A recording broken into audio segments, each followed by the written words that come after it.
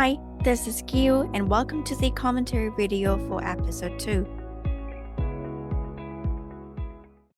Today we are going to learn about two key topics. First is a geoengineering that may help cool down our planet and the Paris Agreement that was mentioned in the previous episode.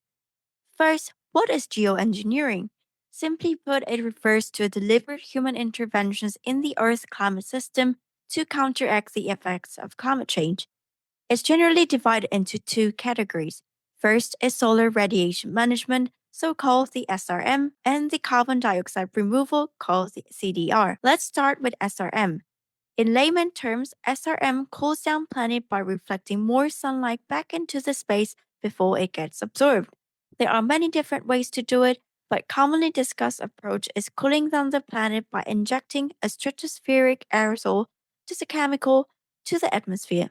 As we've learned in the episode 1, Earth's climate is everything about balancing the incoming solar energy and by emitting and reflecting the solar energy out from the atmosphere. But excessive greenhouse gas emissions, we call it GHG emissions, from the human activities trap more heat, disrupting this balance. And we call this the climate change. A real world example of SRM occurred in 1991 when Mountain Pinatubo erupted. It released a huge amount of sulfur into the atmosphere, which cooled down the planet about 0.5 degrees Celsius over the following 15 months. That's a significant drop, especially considering the Paris Agreement aims to limit the global warming rise to 1.5 degrees Celsius. We will talk about the Paris Agreement in a second.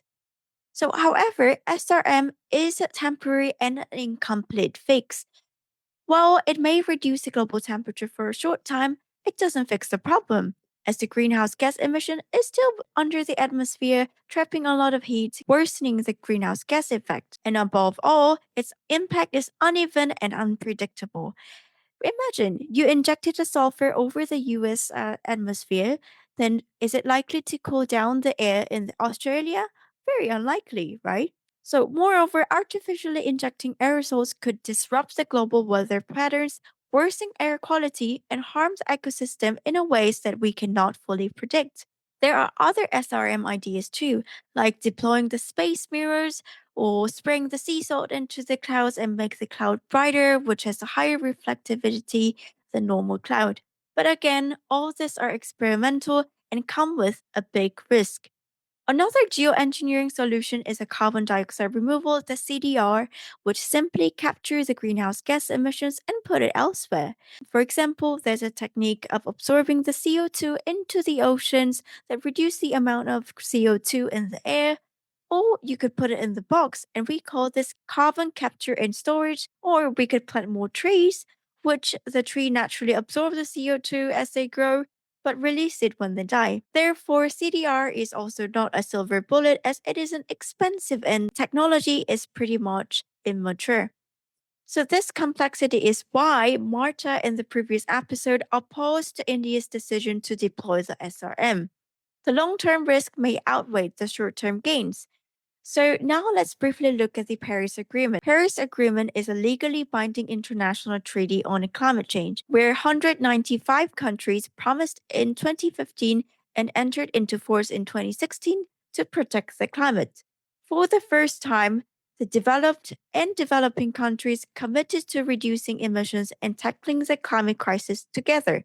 The goal of the Paris Agreement is to stop the world's average temperature rising more than 2 degrees or ideally 1.5 degrees compared to the pre industrial level.